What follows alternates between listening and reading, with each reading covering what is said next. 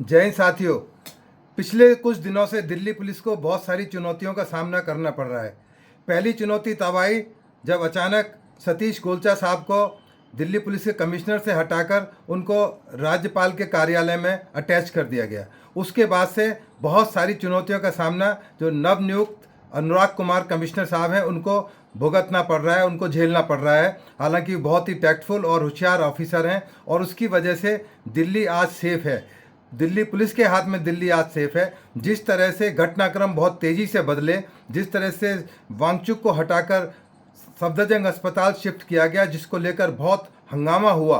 तमाम political party, तमाम NGO, तमाम सोशल संगठन एक तरह से दिल्ली पुलिस के खिलाफ हो गए। हालांकि उनकी मांग मंत्री जी को हटाने के पीछे थी, जो शिक्षा मंत्री हैं, परंतु उनका जो राइट है वो कॉन्स्टिट्यूशन राइट है, अपना प्रदर्शन करना, डिमांड मांगना, इस्तीफा मांगना, तमाम उनकी जो उसको कोई शक नहीं है उनका होना चाहिए। परंतु जिस तरह से इस आंदोलन का रूप बदला और जिस तरह से वायलेंस हुई, जिसमें लगभग 118 दिल्ली पुलिस के जवान, अफसर तमाम इंजर्ड हुए, मैं उनके प्रति अपनी सारी संवेदना करता हूं और उम्मीद रखता हूं कि जल्दी उनको अस्पताल से रिकवरी होगी और वो स्वस्थ होकर अपनी ड्यूटी, अपने घर पर, अपने परिवार से मिलेंगे। बहुत बड़े सीनियर लेवल पर इसमें क्षति हुई है। 118 पुलिस वालों में तमाम सीनियर ऑफिसर हैं, क्योंकि पहली बार ऐसा देखने में मिला कि कमिश्नर साहब खुद, अनुराग कुमार साहब खुद पार्लियामेंट के बाहर खड़े होकर उस तमाम पुलिस का नेतृत्व कर रहे थे। और उसके अलावा मैं धन्यवाद करता हूं श्री परवीर रंजन साहब का, जो सीआईएसएफ के डीजी हैं। वो भी संसद के बाहर खड़े होकर संसद को बचाने के लिए तमाम कोशिशें की जा रही थी और उसमें दिल्ली पुलिस और सीआईएसएफ कामयाब भी हुई। परंतु उस क्रम के अंदर हमारे बहुत सीनियर ऑफिसर्स, आनंद मिश्रा साहब, राजा बंटिया, संदीप लांबा, निहारिका भट्ट मैडम, राहुल अलवाल, एसआई श्रीनिवास जिनका फ्रैक्चर भी हो गया, इंस्पेक्टर रामपाल, रविंदर मलिक, एसआई योगेंद्र और अजय, उनको बहुत चोटें आई, अस्पताल में भर्ती हैं और काफ़ी सीरियस उनको इंजरीज आ चुकी हैं। ऐसे हालात में देखना यह है कि क्या जो ये प्रदर्शन था, क्या ये पूर्ण रूप से पुलिस की इच्छाओं के खिलाफ था? नहीं, ऐसा नहीं है, क्योंकि इसको इजाज़त नहीं थी प्रदर्शन करने की। केवल एक दिन की परमिशन दी गई थी। ये पुलिस का एक संवेदनशील मामले को देखते हुए उनको लगातार धरना प्रदर्शन करने की जंतर मंतर पर इजाज़त दी गई, जिसका परिणाम इन्होंने मिसयूज़ किया और तमाम वहाँ पर इस तरह की गतिविधियाँ हुई। यदि तमाम सोशल मीडिया को खंगाला जाए, उसमें ऐसी ऐसी बातें निकल कर आईं कि जो लगता था कि वो कहीं नीट का, कहीं स्टूडेंट्स का डिमॉन्स्ट्रेशन नहीं था। उनकी जो लोग बैठे हुए थे उनके इरादे कुछ थे और निशाना कुछ और था।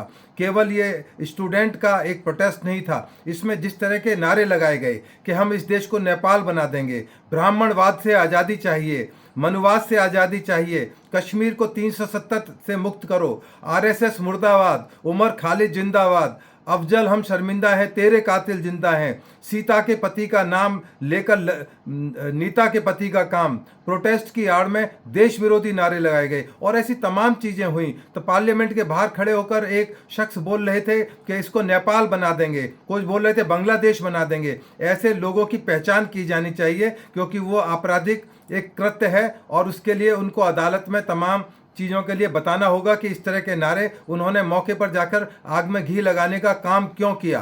तमाम चीज़ें जो हैं, आपको प्रोटेस्ट करने का कॉन्स्टिट्यूशनल राइट है, इस देश का संविधान लागू होता है। मैं लगभग 3.5 साल पार्लियामेंट स्ट्रीट एसीपी रहा। मैंने सैकड़ों नहीं हजारों की तादाद में इस तरह के जलूस धरते देखे, परंतु ये अप्रत्याशित रूप से अनप्रेसिडेंटेड था और ये उम्मीद नहीं थी कि इस तरह के स्टूडेंट्स का कोई तबका इस देश के अंदर शामिल होकर इस तरह की चीज़ कर सकता है। कहीं ना कहीं इसमें टूल किट काम कर रही थी। सोशल मीडिया पर जिस तरह की चीज़ें दिखाई जा रही थी, एक ट्रक ईंटों से भरा हुआ दिखाई दे रहा था, उसमें दिखाया जा रहा था कि ईंट भरकर पुलिस वाले लेकर आए थे। मैं दिल्ली पुलिस के जो जाँच अधिकारी हैं, जो इस केस की तमाम जो 10 मुकदमे हुए हैं उनकी जाँच कर रहे हैं, मैं उनसे रिक्वेस्ट करूँगा कि उस ट्रक के बारे में पता लगाएं, क्योंकि एक मिस इन्फॉर्मेशन चलाई जा रही है कि पुलिस वालों ने वो ट्रक लाकर खड़ा किया था और पथराव करने की पुलिस की इंशा थी। जबकि मुझे नहीं लगता कि कभी पुलिस के इतिहास में ऐसा हुआ हो कि पुलिस वाले ट्रक में ईंट लाद कर लेकर आए हों। और इसलिए इसकी तमाम डिजिटल जांच होनी चाहिए और जिन पुलिस वालों की इंजरीज आई है, क्योंकि क्योंकि ये सीधे सीधे एक अटेम्प्ट टू मर्डर है, उनकी जान को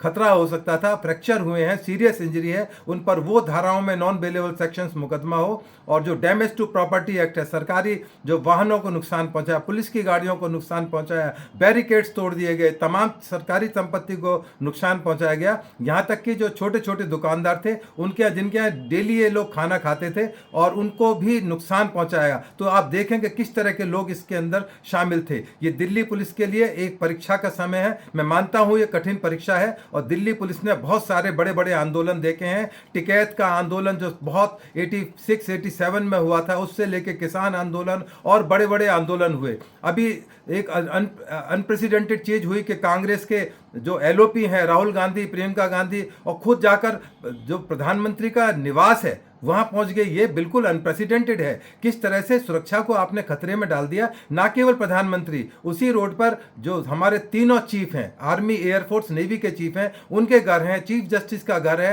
तमाम जुडिशियल ऑफिसर्स के घर हैं, बड़े बड़े मिनिस्टर्स और ब्यूरोक्रेट्स के घर हैं। आपको एक तरह से आपने उनको रैंसम पर डाल दिया। तमाम सड़कें चौक हो गई। यदि उसमें भूल चूक हो जाती तो कि जब कौन जिम्मेदारी लेता? क्या राहुल गांधी जिम्मेदारी लेते? ये जो केजरीवाल, संजय सिंह आतिशी जंतर मंतर पर प्रदर्शन कर रहे हैं, ये जो पार्लियामेंट के अंदर यदि ये घुस जाते, तो इनकी तो इच्छा ही थी कि नेपाल की तरह से पार्लियामेंट में हुआ था उसी तरह का सीन क्रिएट करना। परंतु यदि इन लोगों की संलिप्तता है तो इन लोगों को भी गिरफ्तार किया जाए। बल्कि जो दीप के इसको लीड कर रहे हैं, जो अमेरिका से आए हुए हैं, उनका पासपोर्ट अभी सीज किया जाए, क्योंकि संभावना है कि चूंकि वो अमेरिका में रहते हैं, कहीं वो भाग कर ना निकल जाएं और वो मुकदमा वो उनके खिलाफ ट्रायल में ना चलाया जा सके। क्योंकि दीप के जिस समय ये सारी वारदात हुई उस समय मौके से भाग गए थे। जैन जी की शक्ल में भेड़िए दिखाई दे रहे थे। मैं इस वीडियो के माध्यम से दिल्ली पुलिस के जो इन्वेस्टिगेटिंग ऑफिसर्स हैं उनको बताना चाहता हूं कि एक व्यक्ति शेख इरशाद जो गुड़गांव में नौकरी करता है, प्रदर्शन करने के लिए शामिल हुआ। इस तरह के बहुत सारे लोग हैं। इनकी बैकग्राउंड खंगाली चाहिए, क्योंकि इनकी बैकग्राउंड आपराधिक है। इनको कौन वहां पर लेके आया? 12 साल की बच्ची, उसको कौन प्रोत्साहित करके लेके आया कि आप जंतर मंतर पर चलो? ऐसे लोग जो जिनको नीट की और एनटीए की फुल फॉर्म नहीं पता थी, जो लगभग अशिक्षित हैं, उनको कौन भड़काकर लेकर आया कि नीट मुद्दे पर जो भी मार्च हुआ, जो कॉन्स्पिरेसी के तहत हुआ, उसका तमाम खामियाजा इन लोगों को भुगतना चाहिए। क्योंकि इसमें बहुत सारे पुलिस जन और इस देश की जो क्षमता है और देश का जो नाम है, इससे जरूर दाग लगा है, और ये तमाम इन्वेस्टिगेशन का सब्जेक्ट है। मैं एक विशेष आपको रिक्वेस्ट करना चाहता हूं कि एक गैंगस्टर है जिसका नाम हाजी अफजाल, जो मकोका में पहली बार दिल्ली के अंदर कन्विक्ट हुआ था। उसका पूरा परिवार अपराधी है। वो खुद भी पहले बीएसपी से इलेक्शन हार चुके हैं, अब वो आम आदमी पार्टी में हैं। वो जिस तरह से वहां पर भीड़ को लीड कर रहे थे, उनके परिवार के मेंबर लीड कर रहे थे। हालांकि उनके परिवार के ज्यादातर मेंबर जेल के अंदर हैं, छेनू जेल के अंदर है, और तमाम उनके राका हैं जेल के अंदर हैं। परंतु वो किस तरह के लोगों को सीलमपुर से वेलकम से लाए थे? ये वही इलाका है जहां पर सीए एनआरसी के दंगों के अंदर ताहिर हुसैन ने दंगे करवाए थे, और अभी ताजा अभी उनको अदालत ने कन्विक्ट कर दिया है। 23 तारीख को उस पर जजमेंट आना है। तो ये तमाम चीजें इन्वेस्टिगेशन की चीज हैं। मेरा रिक्वेस्ट है दिल्ली पुलिस के अधिकारियों से, जिस तरह से व्हाइट हाउस के अंदर हजारों की तादाद में लोग घुस गए थे, अनप्रेसिडेंटेड था अमेरिका के इतिहास में भी, उसमें आज तक इन्वेस्टिगेशन जारी है और हजारों लोगों को उसके अंदर चार्जशीट किया जा चुका है। तो मेरी रिक्वेस्ट है कि तमाम डिजिटल एविडेंस इकट्ठे किए जाएं, सीसीटीवी फुटेज इकट्ठी की जाए, लोकल जांच की जाए, और जो एक भी आदमी यदि है,